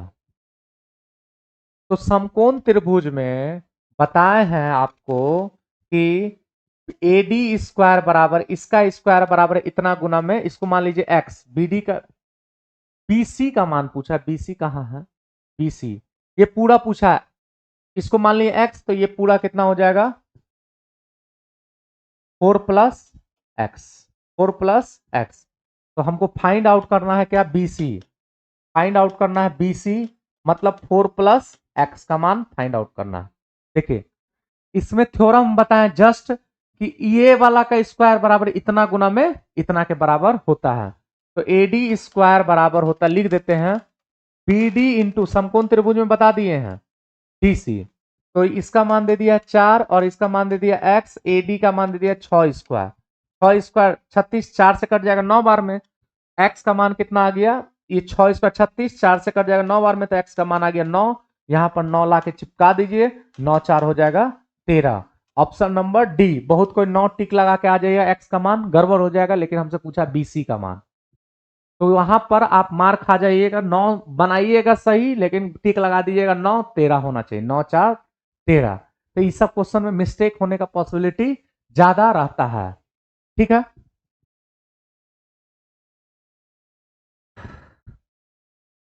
नेक्स्ट क्वेश्चन पर चलते हैं। बोला है कि एक त्रिभुज बनाना है AB पर, AB और AC पर D और E बिंदु है। एक ट्रायंगल प्यारा सा बना देते हैं, प्यारा सा ट्रायंगल ABC बना दिए। AB पहले AB है फिर AC है, AB पर और AC पर D और E बिंदु है, D बना दिए और E बिंदु बना दिए, ठीक है। और हमसे बोला है AB को भेज दीजिएगा इधर, AB हट जाएगा यहां से तो बन जाएगा AB इधर। तो AD का मान 1, AD का मान 1 है और AB का मान 3 है, AB का मान यहां से यहां तक का मान कितना है 3 है, ठीक है। उसी तरह से AC को इधर भेज दीजिएगा, बट्टे में AC हो जाएगा, बराबर में क्या हो जाएगा 1/3। तो इसका मान आ गया कितना 1 और इसका AC का मान टोटल कितना है 3 है, AC का मान 3 है। और BC का मान 15 दिया हुआ है, BC का मान आपका 15 दिया हुआ है और DE का मान पूछा है, इसका मान लिए x है, ठीक है। अब देखिए अभी जस्ट बताए थे इतना बट्टे में छोटा वाला त्रिभुज में ये इतना, बट्टे में बड़ा वाला त्रिभुज में 3, बराबर में छोटा वाला त्रिभुज में x और बड़ा वाला त्रिभुज में 15। एक हाथ को ध्यान दीजिएगा, 1/3, ठीक है। छोटा वाला त्रिभुज में x बट्टे में 15, 3 से कट गया 5 बार में, 5 गुना 1 5 हो गया, तो x का मान आ गया 5। क्रॉस मल्टीप्लिकेशन करके ऑप्शन नंबर डी करेक्ट हो जाएगा। तो इससे रिलेटेड इतना क्वेश्चन करवा दे रहे हैं, आपसे नहीं छूटेगा आज के बाद, ये फिक्स है कि आपसे क्वेश्चन नहीं छूटेगा, ये बात क्लियर रखिएगा। चलिए अगला क्वेश्चन पर चलते हैं। त्रिभुज एबीसी जिसका क्षेत्रफल दिया हुआ है, पहले बना देते हैं त्रिभुज एबीसी। एक त्रिभुज बना दिए, एबीसी एक त्रिभुज बना देते हैं, ए बी सी एक त्रिभुज बना दिए जिसका क्षेत्रफल 72 दिया हुआ। जी गुरुत्व केंद्र है, माध्यिका होता है गुरुत्व केंद्र, माध्यिका का कटान बिंदु को गुरुत्व केंद्र कहा जाता है। ये दोनों बराबर होगा, ये दोनों एडी बीई और सी एफ ये गुरुत्व केंद्र होता है, माध्यिका जी होता है, और इसका एरिया क्या होता है हम जस्ट बताए थे, 1 1 1 1 1 1 सब क्या होता है बराबर बराबर हो जाता है। और एबीसी का एरिया दे दिया है, मतलब एबीसी में कितना ट्रायंगल होता है, 6 ट्रायंगल होता है, 6 ट्रायंगल आपका हो जाता है। 6 का एरिया आपको कितना दे दिया है, 72। 6 का एरिया दे दिया 72। तो आपसे पूछ रहा है बी डी जी पर ध्यान देना है। ये वाला ट्रायंगल में बी डी जी ये वाला 1 का मान पूछा है, तो 1 का मान क्या हो जाएगा, 6 से कटा दिया, 6 से एक बार में 6 दूना 12, 12 हो जाएगा इसका आंसर बी डी जी, और आंसर हो जाएगा ए नंबर। ठीक है, 1 का मान पूछा था। क्लियर है, इसका अच्छे से क्लियर हो गया होगा। नेक्स्ट क्वेश्चन पर चलते हैं। एक त्रिभुज है जिसकी माध्यिका एडी बी तथा सी एफ है। चलिए फिर से बना देते हैं, इस टाइप का थोड़ा बदल बदल के दे दिए हैं क्वेश्चन कि आपको दिक्कत का सामना ना करना पड़े। ए बी सी एक ट्रायंगल है, ठीक है, फिगर बना के बता दे रहे हैं कि आपको हर पॉइंट से क्लियर हो जाए, कहीं भी आपको दिक्कत का सामना नहीं करना पड़े। एबीसी एक ट्रायंगल है, ठीक है, एडी माध्यिका है, एडी माध्यिका मतलब बराबर बराबर भाग में बांटता है माध्यिका। बीई इसको बराबर बराबर भाग में बांटा, चलिए कोई दिक्कत नहीं। और C F same to same figure का है, सी एफ इसको बराबर बराबर भाग में बांटेगा, तो ये 1 इसका एरिया 1 सब बराबर हो जाता है, 6 बार 6 बराबर भाग में ट्रायंगल का भाग में बांटता है। तो आपसे पूछा है क्या, A B C total area दे दिया है, मतलब 6 का मान दे दिया है, एरिया 6 का मान दे दिया है कितना, 60 दे दिया है। ठीक है, तो हमसे पूछा चतुर्भुज बी डी जी एफ पर फिगर पर फोकस करते हैं। बी डी जी एफ, यहां पर बी है, B D B D G F, देखिए ये वाला घेरा है कितना चतुर्भुज, ये दो गो को एरिया को घेरा है, 1 1 2 का एरिया पूछा है आपसे, 2 का मान क्या होगा, 2 का मान क्या होगा, ये 10 गुना दिख रहा है आपको, तो ये भी क्या हो जाएगा 10 गुना 20 हो जाएगा। ठीक है, या 6 का मान हो गया 60, तो 1 का मान होगा 10, तो 2 का मान हो जाएगा 10 गुना 20 हो जाएगा। ऑप्शन नंबर सी करेक्ट हो जाएगा। क्लियर हो गया, कितना आसानी से हो गया, आपको भी पूर्ण विश्वास लग रहा होगा कि इस टाइप का क्वेश्चन देगा तो बन जाएगा। सबसे बड़ा रीजन है कि आपका कॉन्सेप्ट क्लियर हो गया, इसी वजह से आपसे बन जाएगा।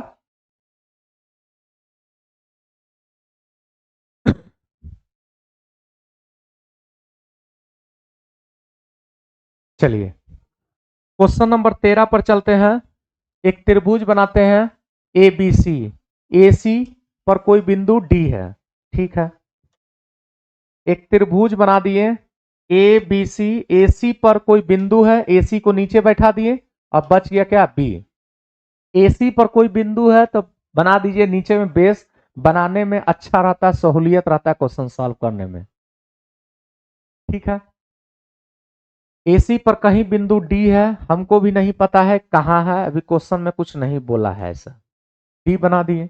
अब बोला है P Q X Y A B, इसका इसका इसका मध्य बिंदु है, ए बी का पहला में ए बी है, ए बी का मध्य बिंदु पी है, ए बी का मध्य बिंदु बना दिए पी, पी, ठीक है।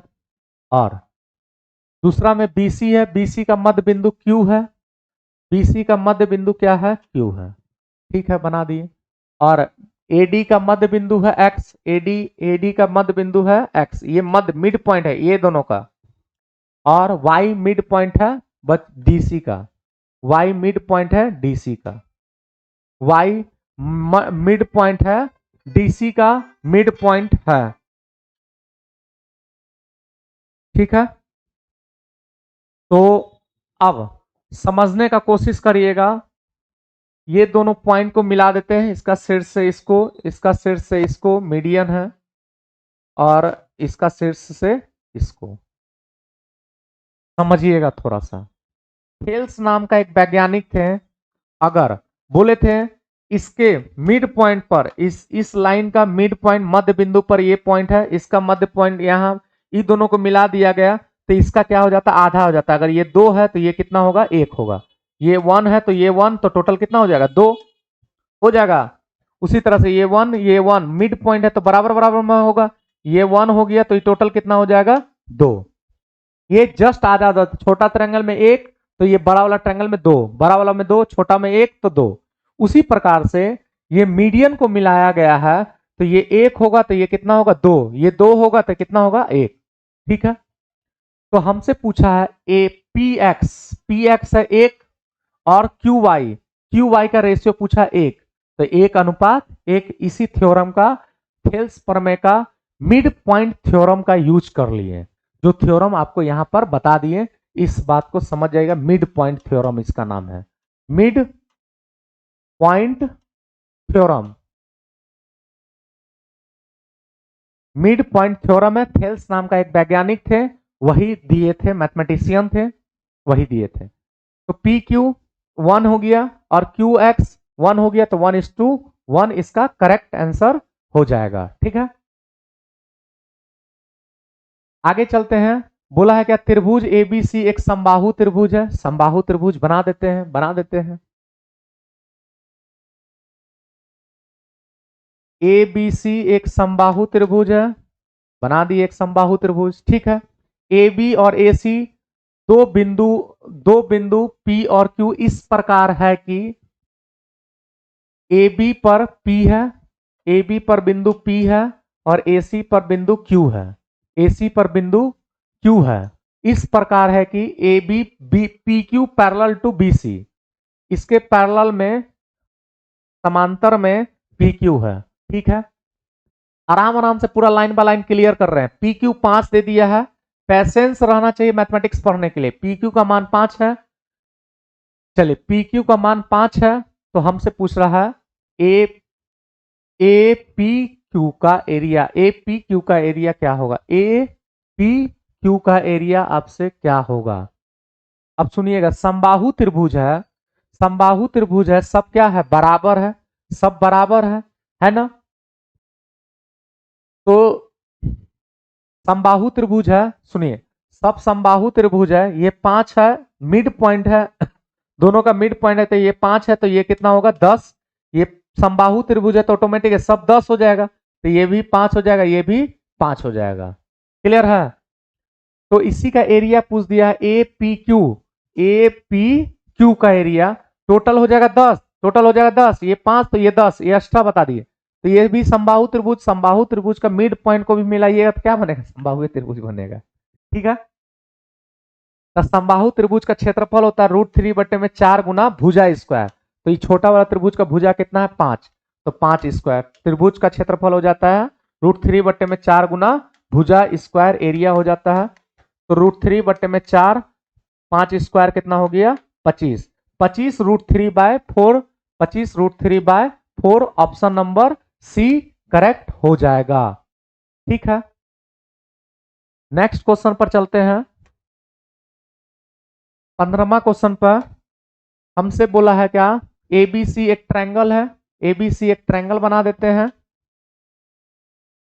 ए बी सी एक ट्रायंगल बना देते हैं, ठीक है। समकोण त्रिभुज से रिलेटेड है तो समकोण त्रिभुज बनाना जरूरी है। समकोण त्रिभुज से रिलेटेड है क्वेश्चन, तो समकोण त्रिभुज टाइप का बना दीजिए। यहां पर बोला बी ए सी, बीच में ए है तो ए 90 डिग्री है, ए को 90 डिग्री बना दीजिए और बी और सी यहां पर लिख दिए 90 degree. B N perpendicular to A C, B N perpendicular to A C, B N perpendicular to B N, इस पर से परपेंडिकुलर टू ए सी।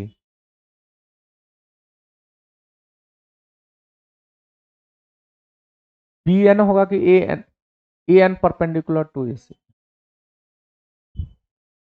इस पर परपेंडिकुलर डाल दिया।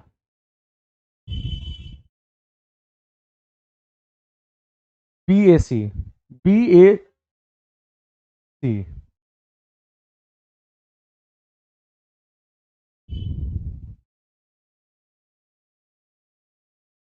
इस पर परपेंडिकुलर खुद है ए सी पर, एंड पॉइंट यही होगा। कुछ यहाँ पर गड़बड़ लग रहा है, जरूर कुछ गड़बड़ छूटा है, कुछ तो गड़बड़ है। A B 6, A C 10,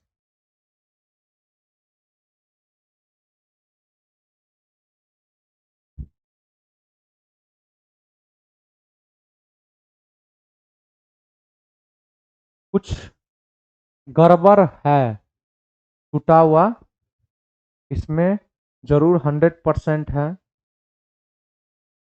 A B सी, अगर यहां पर ए बी सी हो जाए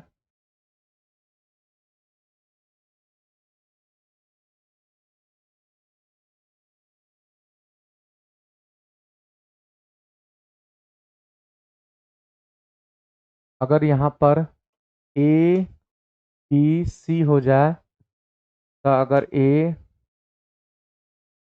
को यहां बना देते हैं, बी को यहां बना देते हैं, सी को यहां बना देते हैं, ठीक है। B N perpendicular to A सी, हाँ यही सही है, ए बी सी होगा। तो यहां पर टाइपिंग मिस्टेक हो गया था, A B C, B N perpendicular to A C, A C पर परपेंडिकुलर है बी एन, ठीक है। ए बी दे दिया 6, ए बी का मान दे दिया 6, ए सी का मान दे दिया 10। ट्रिपलेट से थोड़ा बहुत जानते हैं, 6 8 10, 6 8 10, 6 10 को कटाइएगा 3 और 5 हो जाएगा, तो 3 4 5 ट्रिपलेट होता है ना, 3 4 5 ट्रिपलेट होता है, सबका दोगुना है, 6 8 10, तो ये हो जाएगा 8, ठीक है। तो आपसे पूछा गया है क्या, ए एन और एन सी, ए एन और एन सी का रेशियो आपसे पूछा गया है, ठीक है। तो बहुत अच्छा क्वेश्चन है, लाजवाब क्वेश्चन है, समझने वाला क्वेश्चन है। देखिए थोड़ा ध्यान से देखिएगा, अच्छे से देखिए, इतना गुना में इतना बराबर में इतना गुना में इतना, थ्योरम बताया है ना, 6 गुना में 8 बराबर में बी एन गुना में ए सी है 10, तो आपका 8 6 के 48 हो जाएगा। तो बी एन बराबर कितना हो गया, 6 गुना 8 बटे में 48, ये 10 नीचे चल जाएगा, 2 से कट गया 5 बार में, 2 से कट गया 4 बार में, 6 चौके 24 बटे में 5, ये आ गया कितना, 24 बटे में 5। अब देखिए यहां पर आप ए एन का मान कैसे निकालिएगा, ये वाला मान, ये कैसे निकालेगा, 90 डिग्री के सामने वाला कर्ण है, कर्ण है, ठीक है। कर्ण स्क्वायर में से लंब स्क्वायर को घटा दीजिएगा तो आधार का स्क्वायर बच जाएगा। तो ए एन का मान निकालना चाहते हैं, ए एन का मान, कर्ण है आपका 6, तो 6 स्क्वायर माइनस में 24 बटे में 5 का होल स्क्वायर, कर्ण स्क्वायर माइनस आधार स्क्वायर का रूट अंडर लंब होता है, ठीक है। उसी प्रकार से यहां भी निकाल सकते हैं आप एनसी, एनसी का मान निकालना है, तो यहां पर देखिए 90 डिग्री के सामने वाला कर्ण, कर्ण स्क्वायर में से लंब का स्क्वायर घटा दीजिएगा 24 बटे में 5 को घटा दीजिएगा, 24/5 का होल स्क्वायर को घटा दीजिएगा और रूट अंडर कर दीजिएगा तो आधार बच जाएगा, आधार बच जाता है। ठीक है, बस इसी को कैलकुलेशन कर देना है। ये 36 हो गया, माइनस में 24,576/25। ठीक है, इसका गुना करके एलसीएम लेके घटा देना है। चलिए थोड़ा सा करते हैं।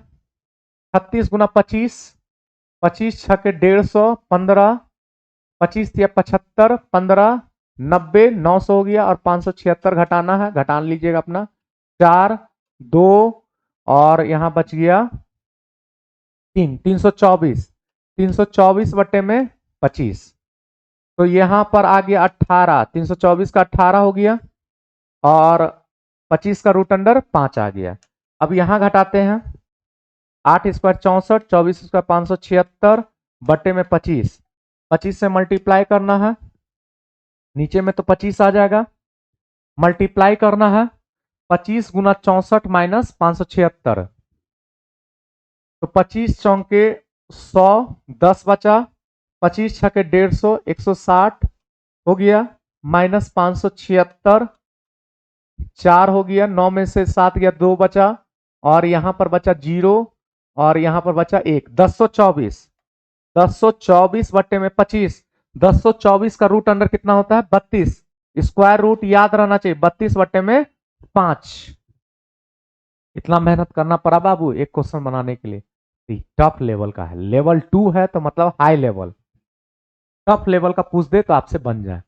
तो यही दोनों का वैल्यू जो आया इसका रेशियो निकालना है, 18/5 और दूसरा निकला है 32/5 का रेशियो पूछा है, 5 5 कट जाएगा, ये 2 से 9 बार में, 2 से 16 बार में, 9:16 करेक्ट आंसर हो जाएगा ऑप्शन नंबर डी। कैलकुलेशन है थोड़ा सा बस, और कुछ नहीं है। चलते हैं नेक्स्ट क्वेश्चन पर। बोला है एक त्रिभुज के आधार BC के समांतर एक खींची गई रेखा AB तथा AC को क्रमशः D और E बिंदु पर काटती है। चलिए एक त्रिभुज बनाते हैं, ABC एक त्रिभुज बना दिए, ABC एक त्रिभुज बना दिए, ABC एक त्रिभुज बना दिए, AB तथा AC पर D और AB तथा AC पर D और E बिंदु है पैरेलल में, D और AB तथा AC पर DE बिंदु क्या है पैरेलल में एक लाइन है। ठीक है, पैरेलल का नियम तो लगेगा ही। ACD मिड पॉइंट है ना, है समांतर खींची गई रेखा AB तथा AC को क्रमशः D और E बिंदु पर कट करती है। ACD यहां पर थोड़ा सा ध्यान दीजिएगा अच्छे से, हमसे बोला है ACD ये वाला ट्रायंगल बना रहा है, इसका एरिया लग रहा है दोनों सेम है क्या, ये वाला और ये वाला देखिएगा, ध्यान से देखिएगा दोनों सेम है या नहीं है, इस पर फोकस करिएगा। दोनों ट्रायंगल क्या है बीचों बीच कट कर दिया है, मिड पॉइंट से मिला दिया है, तो दोनों क्या हो जाएगा इक्वल हो जाएगा। ठीक है, तो ACD का एरिया दे दिया 36, इसका एरिया दे दिया है टोटल 36, तो हमसे पूछा है ABE का एरिया, बी कहां गया, ABE इसका एरिया पूछा है, वही वाला ट्रायंगल को क्या कर दिया ऐसे करके टर्न कर दिया है, मिड पॉइंट इधर भी है इधर भी मिड, इसको टर्न कर दिया तो ये भी कितना हो जाएगा 36 है। देखिए ये वाला ट्रायंगल का एरिया इस टाइप का 36 है, तो इधर भी क्या होगा 36 होगा, कहे कि मिड पॉइंट में मिलाया है, मिड पॉइंट से टर्न कहीं भी कर दीजिएगा तो क्या होगा सेम रहेगा। ठीक है, तो ये भी कितना हो जाएगा 36, ऑप्शन नंबर ए करेक्ट हो जाएगा। कोई दिक्कत तो नहीं होना चाहिए किसी को। नेक्स्ट क्वेश्चन पर चलते हैं, नेक्स्ट क्वेश्चन पर चलते हैं। अगला क्वेश्चन में बोला है एक त्रिभुज ABC में P और Q भुजा AB तथा AC के मध्य बिंदु पर है, PQ पर कोई रेखा कोई बिंदु R इस प्रकार है कि, चलिए बनाते हैं। एक ट्रायंगल ABC है, एक ट्रायंगल पहले बना देते हैं ABC, ABC बना दिए। ठीक है, AB तथा AC पर बिंदु PQ इस प्रकार है कि का मध्य बिंदु है P और Q। AB पर मध्य बिंदु क्या है P और इसका मध्य बिंदु Q है। ठीक है, मध्य बिंदु से मिलाया है तो पैरेलल होगा। ठीक है, मध्य बिंदु से मिलाया है। और AQ का मध्य बिंदु PQ पर R इस प्रकार है PQ PQ PQ पर कहीं पर R है इस प्रकार, R कहीं भी है हमको पता नहीं है। R यहां पर इस लाइन पर है, बोला है PR मान लेते हैं यहां पर R है, मान लीजिए यहां पर क्या है आपका R है, R पॉइंट यहां पर है और RQ का रेशियो दे दिया 1:2, 1:2 कितना दे दिया 2। ठीक है, और PR का डिस्टेंस दे दिया है, PR का डिस्टेंस, PR का ये वाला डिस्टेंस दे दिया है आपको कितना 2। ठीक है, तो हमसे BC का डिस्टेंस आपसे पूछा है, ये वाला मान पूछा है। समझिएगा, इसका मान कितना दे दिया है 2 सेंटीमीटर, इसका मान 2 सेंटीमीटर दे दिया है। टोटल कितना है 1 का मान 2, तो 2 का मान कितना हो जाएगा, 2 का मान 4 सेंटीमीटर, 1 का मान 2 तो 2 का मान 4, टोटल कितना हो गया 6। ये 6 हो गया, मिड पॉइंट है तो ये 2 गुना हो जाएगा 6 और ये हो जाएगा 12। क्लियर, ये हो जाएगा 12, ऑप्शन नंबर सी करेक्ट हो जाएगा। 1 का मान 2 तो 2 का मान 4। ठीक है, तो टोटल हो गया 6। मिड पॉइंट होता है तो क्या होता है, ये 2 तो ये 1, मतलब इसका क्या होता है 2 गुना और इसका ये आधा होता है। मिड पॉइंट थ्योरम अभी जस्ट बताए थे, थेल्स प्रमेय से ये मिड पॉइंट से मिलाया है। अगर ये 2 होगा तो ये 1 होगा, इसका ये 2 गुना होता है, इसका ये आधा होता है, इस तरह से। ये टोटल हो गया 6 तो ये हो जाएगा 12। क्लियर, आज यहीं तक पूरा टोटल क्वेश्चन, इसमें भी 17 क्वेश्चन करवा दिए, पीछे भी लगभग में 20 क्वेश्चन के लगभग में होगा या ज्यादा भी हो सकता है, कंफर्म याद ध्यान से उतर गया। 13 क्वेश्चन था, 13 क्वेश्चन सॉरी, 30 क्वेश्चन इतना करवा दिए आपको, इससे बाहर आपका नहीं रहेगा। 1 से 2 क्वेश्चन आपके एग्जाम में फिक्स है रहेगा। बस आप लोग से एक रिक्वेस्ट है गुरु दक्षिणा के रूप में कि आप लोग वीडियो को शेयर कर दीजिए, लाइक कर दीजिए और एक कमेंट अपना प्यारा सा लिख के मेरे रूप में संदेशा में भेज दीजिए कि हम आपका कमेंट को रीड कर सके। चलिए ठीक है, मिलते हैं नेक्स्ट वीडियो में। जो भी चैप्टर आपका डिमांड होगा तो आप उस चैप्टर को भी कमेंट आपका रीड करते हैं एक बार हम, कि बच्चे का डिमांड क्या है। अच्छा लगा फिर भी अच्छा भेज दीजिए, तो और क्या होता, मन प्रसन्न हो जाता है कि बच्चा खुश है, बच्चा मेरा खुश है कि कंटेंट अच्छा मिल रहा है। ठीक है, चलिए मिलते हैं नेक्स्ट क्लास में, नेक्स्ट टॉपिक लेके, इसी तरह का हर टॉपिक से सवाल लेके क्लियर करवा के और एग्जाम भी आपका क्लियर करवा दें। ठीक है, bye bye, take care, good night.